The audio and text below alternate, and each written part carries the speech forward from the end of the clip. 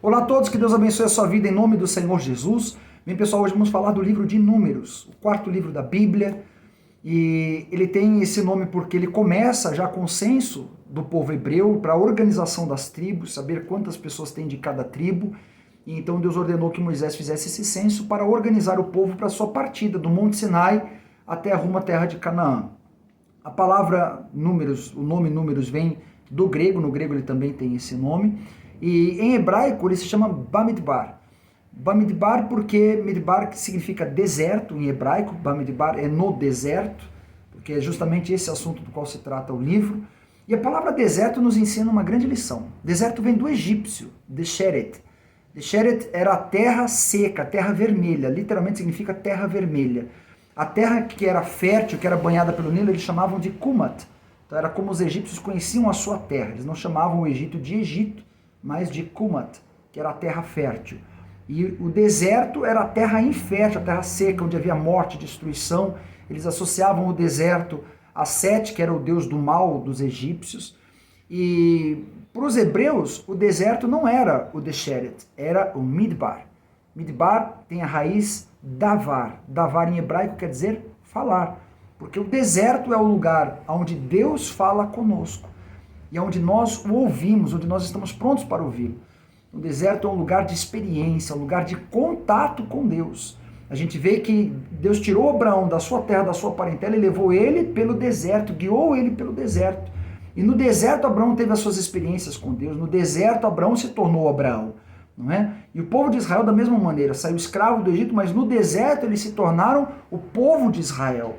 O Senhor Jesus, depois que se batizou, foi levado pelo Espírito Santo ao deserto. Então, no deserto é o lugar das experiências com Deus, e é sobre isso que se trata o livro de Números. Ele cobre 37 anos de peregrinação. O povo de Israel saiu do Egito numa caminhada de 3 meses até chegar no Monte Sinai. Depois disso, foi 1 ano e 9 meses construindo o tabernáculo. Depois disso, nos últimos 2 meses, abrange ali a organização do culto, que nós vimos em Levítico. E agora, então, eles se preparam para sair do Monte Sinai para arrumar até as campinas de Moabe. E é justamente desse período de 37 anos de jornada que se trata o livro de Números. São 36 capítulos dessa narrativa. E aqui no capítulo 33, no versículo 2, está escrito o seguinte: escreveu Moisés as suas saídas, segundo as suas jornadas, conforme o mandado do Senhor. Quer dizer, Moisés não escreveu o livro de Gênesis, Levítico, Números, da cabeça dele, porque houve uma inspiração nele, ele escreveu. Não, foi de acordo com a ordem de Deus. Foi Deus que mandou Moisés escrever.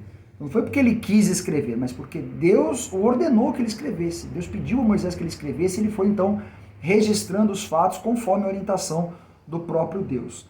Tá bom? Nós vamos ver aqui que o tema central é a peregrinação até a Terra Santa, passando pelo deserto. A mensagem principal do livro é andar com Deus, porque eles andaram pelo deserto, mas Deus estava com eles. Eles não tinham nada no deserto, porque no deserto não tem nada. No deserto não tem água, não tem mantimento, não tem recursos, não tem conforto, não tem facilidades, mas tinha Deus. E Deus era o que eles precisavam que ele fosse. Então Deus proveu para eles o maná, Deus proveu para eles água no deserto, Deus proveu para eles carne, Deus os sustentou, Deus os guardou, Deus deu a eles todas as condições. Deus era a nuvem durante o dia para preservá-los do calor e era a coluna de fogo durante a noite para aquecê-los. Ele era o que ele era. Ele era o suficiente para que o povo atravessasse o deserto e chegasse na terra prometida. E nós vamos ver muito isso. O Senhor Jesus, ele é, no livro de Números, o sustento. Ele é simbolizado ali pelo maná e pela água que escorre da rocha. E a gente vai ver muito a partir daqui do livro de Números o termo água viva.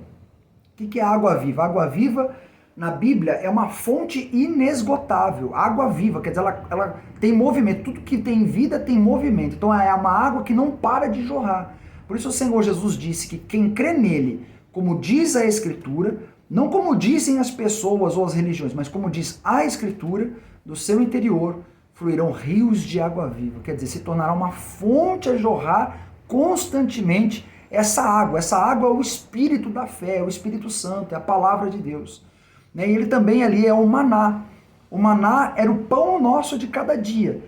O maná era o pão que veio do céu. Deus sustentou o povo com o maná, mas eles só poderiam recolher a porção diária, só o pão de cada dia.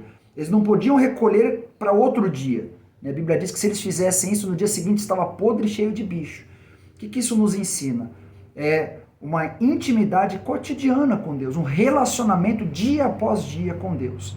Tá? Experiência diária e contínua com Deus, todos os dias. O pão nosso de cada dia nos dai hoje. O Senhor Jesus nos ensinou isso na oração do Pai Nosso.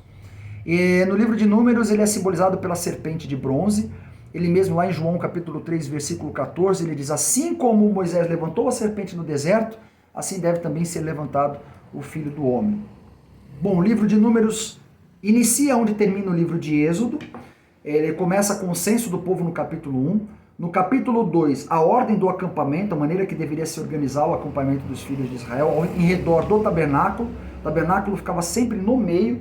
Tem aqui a minha réplicazinha do tabernáculo, então fica fácil de entender. Ficava aqui o tabernáculo voltado para o oriente, aqui o norte, apontando para o norte, então ficavam 3 tribos ao norte, 3 ao sul, 3 a oeste e 3 a leste. Né? E o tabernáculo ficava exatamente no meio, e em volta do tabernáculo ficavam os levitas. Né? A única tribo que ficava bem juntinho do tabernáculo era a tribo de Levi. E é justamente isso que é feito no capítulo 4, a gente vê ali a contagem e ofício dos levitas e a separação, né? Levi, ele teve 3 filhos, Coate, Merari e Gerson. E de Coate, os coatitas, veio Moisés e Arão, né? Coate era avô de Moisés e de Arão. E aos coatitas foi reservado o sacerdócio, então eles eram responsáveis pelo sacerdócio. Então toda a ministração era feita pelos coatitas. E somente os descendentes de Arão poderiam ser sumos sacerdotes, né? Aí os gersonitas, os descendentes de Gerson, cuidavam da segurança do santuário e também dos transportes das cortinas e tecelagens. E os meraritas cuidavam do transporte das bases do tabernáculo, das colunas, das bases. No capítulo 5 a gente vê a purificação e bênção do povo. No capítulo 6 a bênção dos sacerdotes, os sacerdotes abençoando o povo, como que eles deveriam abençoar o povo. No capítulo 9 nós vemos a segunda Páscoa, e a nuvem que descia e guiava o povo. Quando a nuvem subia do tabernáculo, eles armavam um acampamento e seguiam essa nuvem, eles eram guiados por essa nuvem, que era a presença de Deus visível, a Shekinah, e onde ela repousava, eles montavam um acampamento novamente. A gente vê isso lá no do versículo 15 ao 23 do capítulo 9. Do capítulo 10, lá no versículo 11, a gente vê a partida deles do Monte Sinai, até eles chegarem a Parã. Era uma jornada que era para ser de 40 dias, mas se tornou uma jornada de 40 anos. E a partir deste capítulo a gente vê o porquê. É quando começa a murmuração, a reclamação, a enxergarem mal em tudo, a malícia. A gente vê aí a sedição de Arã e Miriam contra Moisés, e se tornam leprosos por causa disso. Moisés tem que interceder por eles para que eles sejam curados.